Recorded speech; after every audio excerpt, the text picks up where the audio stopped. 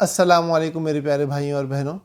نیوبلائز کرنا روزے کی حالت میں کیسا ہے؟ کیا اس کی اجازت ہے، اس کی گنجائش ہے؟ تو مسئلہ یہ ہے کہ اگر آپ کے حلق سے کوئی چیز چاہے دھوئیں کی صورت میں ہو، چاہے پانی کی صورت میں ہو، چاہے وہ سالڈ کی صورت میں ہو، اگر وہ آپ کے حلق سے اترتی ہے تو اس سے آپ کا روزہ فاسد ہو جائے گا۔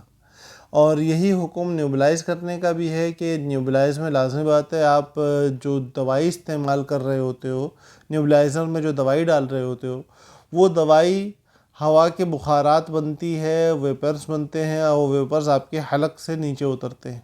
تو جب وہ آپ کے حلق سے اتر رہے ہوتے ہیں تو ان کے اترنے کی وجہ سے آپ کا روزہ فاسد ہو جاتا ہے، لہٰذا نیوبلائز کرنے کی وجہ سے آپ کا روزہ فاسد ہو جائے گا، اور اس کی آپ کو شرعاً بالکل بھی اجازت نہیں ہے کہ آپ روزے کی حالت میں نیوبلائز کریں۔ اور اگر مرض اتنا زیادہ ہے کہ بنا نیوبلائز کیے آپ کو بہت زیادہ تکلیف ہونے کا خطرہ ہے، تو ایسی صورت کے اندر آپ روزہ چھوڑ سکتے ہو، آپ روزے کو توڑ سکتے ہو اگر آپ کو بہت زیادہ تکلیف ہونے کا خطرہ ہے، کیونکہ اللہ رب العزت نے اس کی اجازت دے رکھی ہے، اس روزے کی قضا بعد میں رکھ لی جائے گی۔